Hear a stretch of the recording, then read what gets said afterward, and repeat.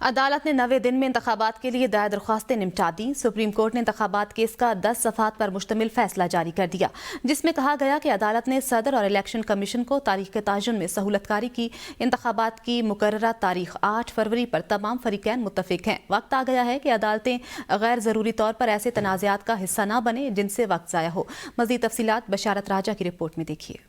انتخابات کیس کا 10 صفحات پر مشتمل فیصلہ جاری۔ چیف جسٹس قاضی فائز عیسیٰ نے فیصلہ تحریر کیا۔ فیصلہ کے مطابق آگاہ کیا گیا کہ الیکشن کمیشن نے صدر کے خط کا کوئی جواب نہیں دیا۔ صدر کے خط اور الیکشن کمیشن کے موقف سے عدالت مشکل میں آ گئی۔ آئین اور قانون میں عدالت کا الیکشن کی تاریخ مقرر کرنے کا اختیار نہیں۔ کوئی ادارہ دوسرے کی آئینی حدود میں مداخلت کرے تو نتائج سنگین ہوں گے۔ فیصلہ میں مزید کہا گیا کہ صدر اور الیکشن کمیشن کا تنازع غیر ضروری طور پر سپریم کورٹ لایا گیا۔ عدالت نے صدر اور الیکشن کمیشن کے امور میں مداخلت نہیں کی۔ کچھ لوگوں کو خدشہ تھا شاید انتخابات ہوں گے ہی نہیں۔ صدر، چیف الیکشن کمشنر اور ارکان آئین کے تحت کیے گئے حلف کے پابند ہیں۔ کسی آئینی ادارے یا عہدیدار کے پاس آئین سے آشنا نہ ہونے کا کوئی عذر نہیں۔ آئین پر شب خون مارنے کی تاریخ سے سیکھنا ہوگا کہ اس کے عوام اور ملک کی جغرافیائی حدود پر منفی اثرات پڑے۔ فیصلہ کے مطابق جسٹس مظہر عالم نے آرٹیکل 6 کے اطلاق کا معاملہ پارلیمنٹ پہ چھوڑا تھا۔ انتخابات کی مقررہ تاریخ 8 فروری پر تمام فریقین متفق ہیں۔ صدر سے اتفاق کے بعد انتخابات کی تاریخ کا نوٹیفیکیشن جاری